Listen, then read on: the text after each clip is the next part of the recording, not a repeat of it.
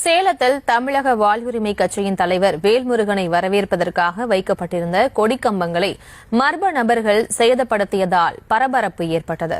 இதுகுறித்த கூடுதல் விவரங்களோடு இணைகிறார் செய்தியாளர் சிலம்பரசன். சிலம்பரசன், வணக்கம். இந்த கொடிக்கம்பங்களை சேதப்படுத்திய நபர் குறித்து விவரங்கள் கிடைக்கப்பட்டிருக்கா? விவரங்களை வழங்கலாம்.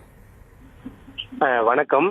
சேலத்தில் தமிழக வாழ்வுரிமை கட்சியின் நிறுவன தலைவர் வேல்முருகனை வரவேற்பதற்காக வைக்கப்பட்டிருந்த கொடிக்கம்பங்கள் சேதப்படுத்திட்டிருப்பது பெரும் பரபரப்பு ஏற்படுத்தியுள்ளது.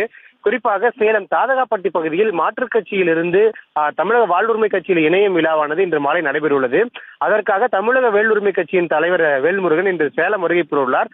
அவரை வரவேற்கும் விதமாக சேலம் மாநகர் பல்வேறு பகுதிகளில் பதாகைகள் மற்றும் கொடிக்கம்பங்கள் வைக்கப்பட்டுள்ளது. இந்த நிலையில் சேலம் டவுன் பகுதிகளில் இந்த வள்ளுவர் சிலை அருகே வைக்கப்பட்டிருந்த அந்த கொடிக்கம்பங்கள் தமிழக வாழ்வுரிமை கட்சியின் கட்சி சின்னம் கொடி அடங்கிய இந்த கொடிக்கம்பம் வைக்கப்பட்டுள்ளது. இதனை மர்ம நபர்கள் தொடர்ந்து 150க்கும் மேற்பட்ட கொடிக்கம்பங்களை சேதப்படுத்தி சென்றுள்ளனர். இது தொடர்பாக அந்த தமிழக வேலுரிமை கட்சியின் நிர்வாகிகள் கொடுத்த புகாரின் அடிப்படையில் அந்த மர்ம நபர்கள் குறித்து தற்போது சேலம் நகர காவல் நிலையத்தில் தற்போது விசாரணை மேற்கொண்டு வருகின்றனர். இந்த வேல்முருகனை வரவேற்கும் விதமாக வைக்கப்பட்ட இந்த கொடிக்கம்பங்கள் சேதப்படுத்தியதால் அக்கட்சியின் நிர்வாகிகள் மத்தியில் பெரும் பரபரப்பை ஏற்படுத்தியுள்ளது. விவரங்களுக்கு நன்றி சிலம்பரசன்.